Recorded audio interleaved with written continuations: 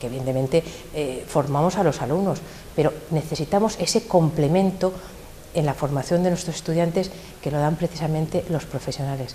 Por eso yo cada día estoy más contenta, más orgullosa cuando me enfrento con un congreso donde hay tantos y tantos buenísimos profesionales de primera fila que están viniendo a la facultad. Y además no hay que olvidar una cosa, muchos de ellos no vienen a la facultad, vienen a su facultad. Como decana de esta Facultad de Ciencias de la Información de la Universidad Complutense de Madrid, es un enorme placer y una satisfacción darles a todos y a todas la bienvenida a nuestro centro y a la inauguración de este primer Congreso Internacional de Columnismo y Periodismo de Opinión. Para mí el edificio nuevo era este porque se inauguró cuando yo estaba en quinto y tuvimos que romper un tabique que había en lo que llamábamos el bar, que era una barra porque no había cafetería. Esta misma mañana, la inauguración, Carmen del Riego, nada más y nada menos que Carmen del Riego, bueno, pues recordaba cómo ella estudió aquí. Me decía, no, en esta facultad no, en la de un poco más allá. Dije, no, es que en aquella época solamente teníamos media facultad, entonces recordó cuando tiraron el muro. Pero bueno, esas cosas son anécdotas muy bonitas y que además a los grandes profesionales, en el fondo, bueno, pues les rejuvenece y les retrotrae a esos momentos que para todos han sido probablemente los mejores momentos de nuestra vida, que es nuestra época de estudiantes. Pues yo creo que de alguna forma tenemos que poner en valor eso que es un activo de la Complutense, el pensar que la inmensa mayoría de los grandes profesionales que en este momento tiene este país son exalumnos nuestros. Quiero decir de nuevo en este salón de actos de la Facultad de Ciencias de la Información que el periodismo no ha muerto, solo está buscando su futuro. Y para ello se mira en gran medida en su pasado. Y uno de los géneros que más gloria dio en el pasado al periodismo fue el articulismo.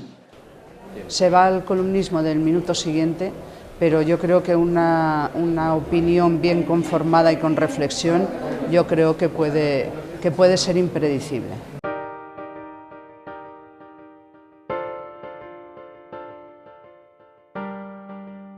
Es que yo creo que cuando los periodistas están de tertulianos no están ejerciendo el periodismo, están dando una opinión.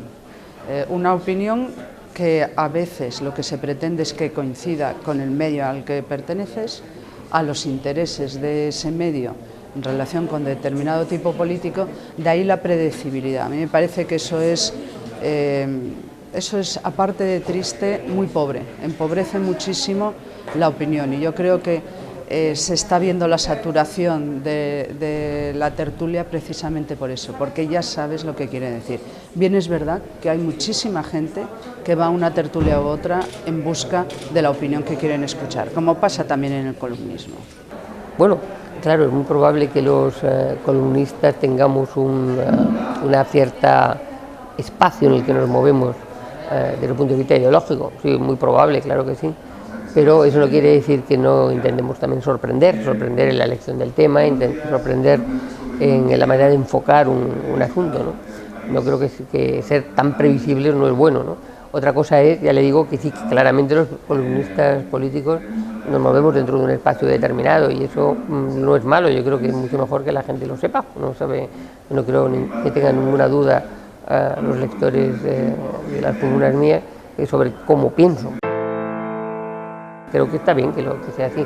Otra cosa es que el hecho de pensar así me llevara a menospreciar pensamientos distintos al mío o a no analizar, a no valorar pensamientos distintos al mío o también a no valorar propuestas políticas distintas que puedan proceder de lugares distintos. Yo creo que la obligación del columnista político es estar mucho más abierto de lo que está muchas veces los columnistas. Debemos ser más abiertos y ser menos sectarios, no debemos ser sectarios. Sectarios es una estupidez, ser sectario es una estupidez porque no vale para nada, no ayuda al lector, no ayuda al periodista, es una tontería.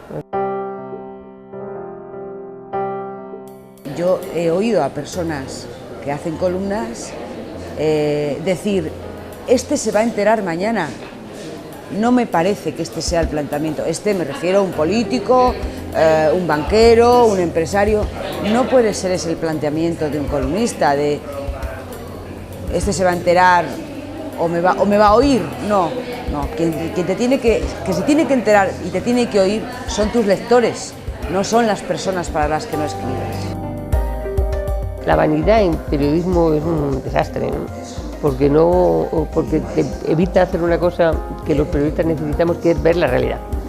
Es imprescindible que veamos la realidad. Si no vemos la realidad, si no tenemos una actitud abierta para ver la realidad, pues no seremos buenos periodistas, es imposible, ¿no? Y la vanidad muchas veces impide eso. Es verdad que los periodistas son vanidosos en general, ¿no? Sí, es cierto, pero yo creo que también depende también de niveles. Hay periodistas que son insoportablemente vanidosos y hay otros que son, bueno, normalitos, como cualquier ciudadano, ¿no? Qué duda cabe que el ego es inseparable del columnista. Lo que pasa es que el ego puede ser un 20, un 30, un 40 o un 120%. La cuestión está en dimensionar adecuadamente cuál es tu papel.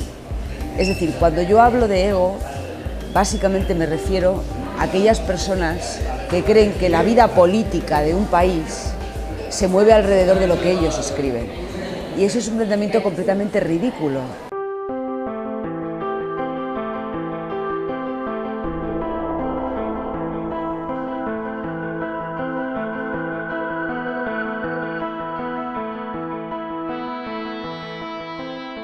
La verdad es que es un valor añadido para cualquier medio el poder contar con unas buenas firmas que dan seriedad, que dan credibilidad a los medios de comunicación. Pues evidentemente eso está ahí y eso es algo importante.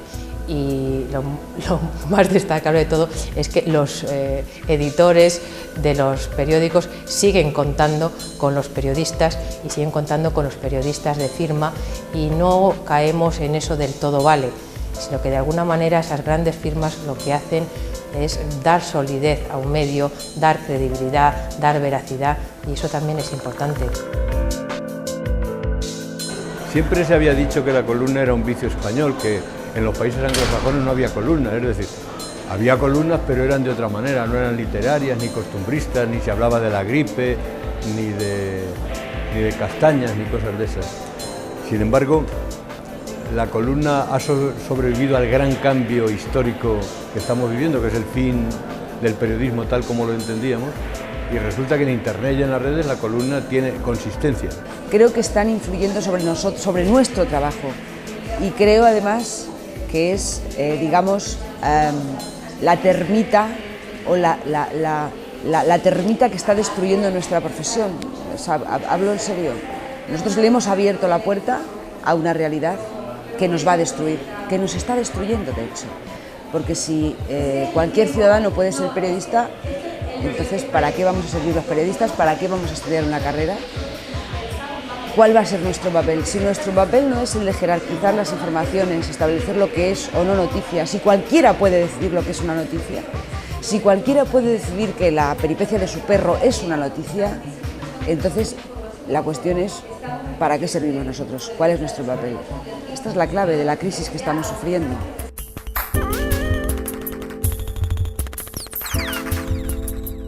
Es evidente que el género se adapta a las circunstancias, a las claves de su tiempo. Y efectivamente hay que pensar que la columna va a tener que experimentar probablemente la mayor transformación en la historia, que es que se divulgue sin periódicos de papel. Bueno, yo creo que de alguna manera ya estamos viendo que los blogs se han convertido en contenedores muy atractivos, donde algunas de las firmas publican artículos extraordinarios. Incluso pienso que vamos a ver columnistas que utilicen aplicaciones en la telefonía móvil, vamos a ver columnas en otros soportes. Decía Borges que empleaba una palabra rara, que la literatura debe ser hedónica, debe ser divertida, con sentido del espectáculo. El sentido del espectáculo sí que mejora en la red, la amenidad mejora.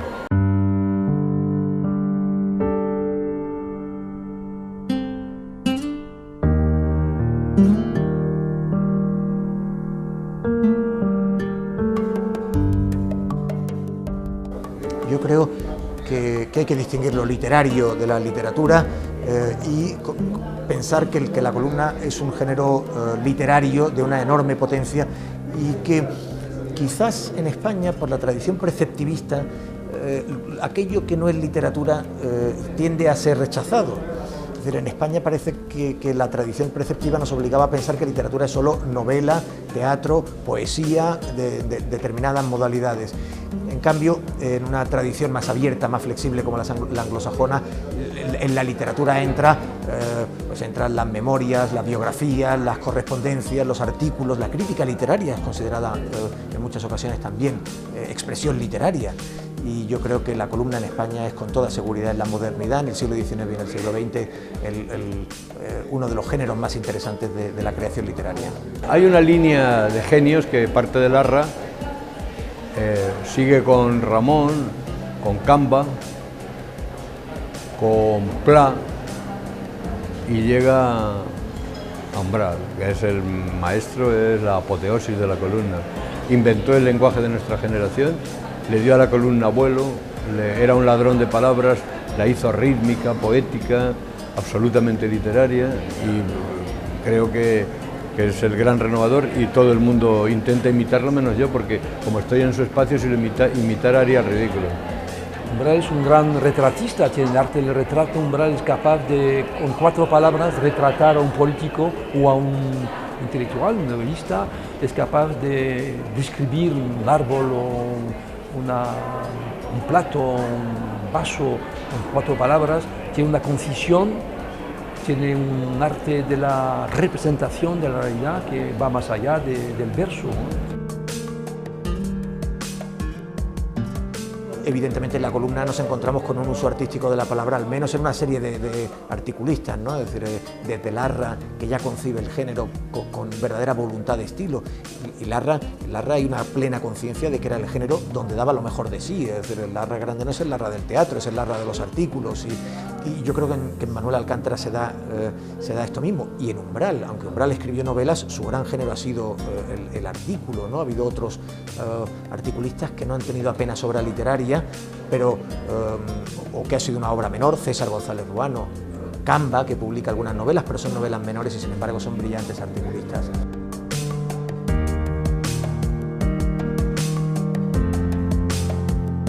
Yo creo que uno de los compromisos fundamentales del periodista, al medio al que se refiera, sea el medio audiovisual o sea el medio escrito, en cualquiera de sus soportes, sea papel o sea las nuevas herramientas digitales, debe estar regido fundamentalmente por un principio, que es el de la calidad literaria, el de la calidad de escritura, no estrictamente literaria, es decir, el de la solvencia del manejo de las palabras, el saber qué quieres decir y cómo debes decirlo, que eso es lo que hace que al fin y al cabo una información sea transparente, sea legible.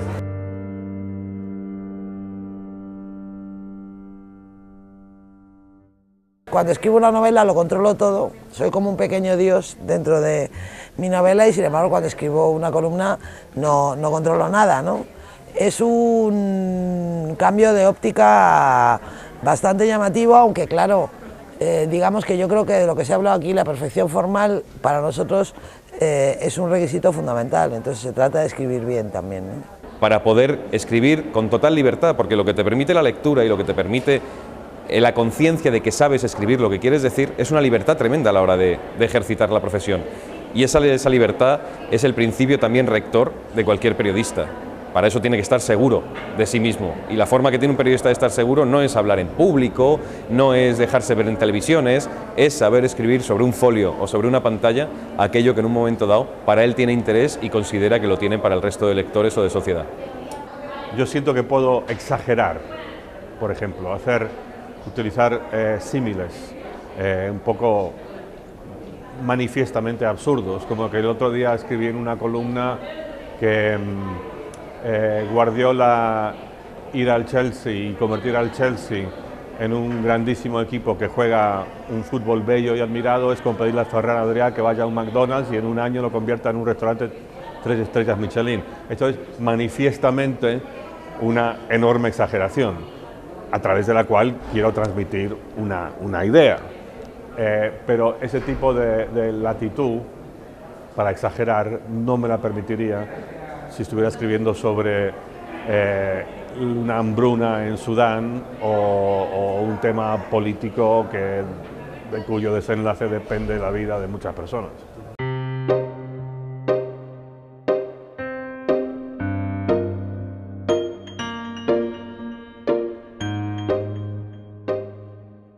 A mí me costaría mucho trabajar en el New York Times, aunque es un periódico muy bueno, claro, porque siento que la mayoría de los periodistas están metidos en un corsé. Y veo que tanto en el New York Times como en el resto del periodismo deportivo de Estados Unidos hay mucho más margen para escribir con mucho más soltura. Hay como reglamentos muy rigurosos en el resto del periodismo de Estados Unidos que te limita bastante tu margen de acción, y en el periodismo deportivo te permiten más soltura y quizás sí hay más espacio, más posibilidad de experimentar en cómo se escribe. Sí. Ni siquiera tienen que esforzarse por ejercer ese control, porque son los propietarios. Ahí, en esa contradicción, en esa extrañeza, acaba produciendo un efecto contrario al lector. O sea, el lector dice, bueno, ya estamos otra vez con lo mismo, ¿no? O bueno, ya este es el sermón. Pues a mí la escritura periodística me ha ayudado mucho a pensar. Me ha ayudado a reflexionar y a pensar deprisa, que es una cosa que no era una capacidad mía, ¿no? Yo, bueno, estaba acostumbrada a pensar con otros tiempos. El periodismo es muy inmediato, todo es muy inmediato, ¿no? Lo único que debe tener el columnista claro no es tanto su capacidad de valentía, o su osadía o su capacidad de riesgo, como su honestidad.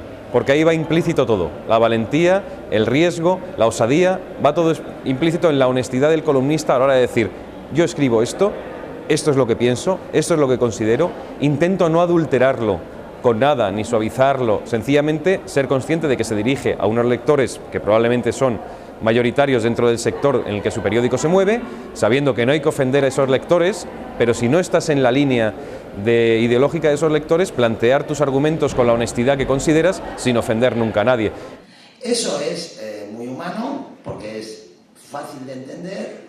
Es lamentable que la gente no sea capaz de decirlo. O sea, ahora nadie dice la verdad. Ahora todo no es que a ti te han intoxicado, es que a ti no te han contado bien, es que la situación de la... Esta, digamos, crisis económica, pues está basada en la estrategia del miedo, y el miedo a perder el empleo, el miedo a perder condiciones de vida, el miedo a pagar, digamos, el pato de una determinada disensión con la línea de la empresa, bueno, pues ahora mismo está haciendo más daño que nunca, ¿no? Hay un axioma en vuestra profesión que dice que la autocensura es mucho peor que la censura, y es verdad, ¿no? Y yo creo que vivimos momentos de gran autocensura y en la que hay mucha gente que opina en los periódicos que tiene demasiado presente lo que se espera de ellos, la ideología de la gente que les lee y la ideología de la empresa que les paga a final de mes, ¿no? Y eso es muy grave.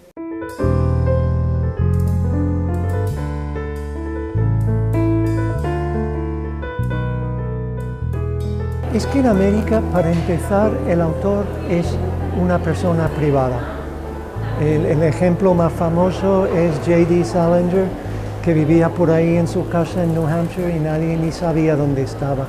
Pero normalmente el escritor es un artesano más y escribe y publica, pero no es un personaje público como aquí. A mí me gustaría verlo en América. Me gustaría ver a Philip Roth escribiendo sobre el mundo en Nueva York, o Saul Bellow, o este nuevo Franzen, Jonathan Franzen. Solo sabemos de ellos lo que sale en el libro, y el libro es ficción. Mientras que aquí, con Elvira Lindo, Almudena Grandes, etc., tenemos una doble personalidad. Y es como si fueran amigos.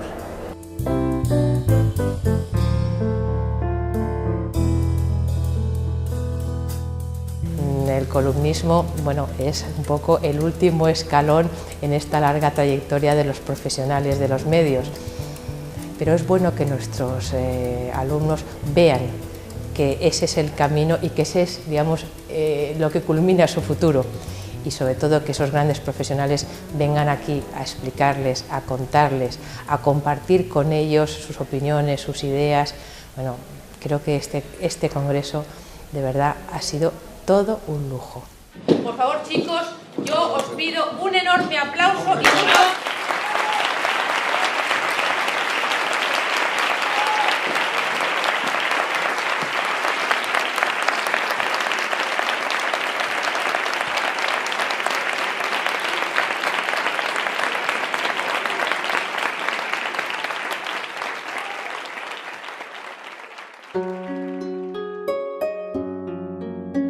el cóctel ideal del artículo, aparte de una observación y una cierta experiencia, digamos, de la vida, es muy importante eso, una gotita de ternura, como en el Dry Martini, una gotita que no disfrace la ginebra, pero hay que añadirle algunas cosas y sobre todo huir de la terrible monotonía, de la obsesión. Hay un empacho, un verdadero empacho ahora de política. La política es muy importante, pero no es toda la vida, es una de las cosas de la vida.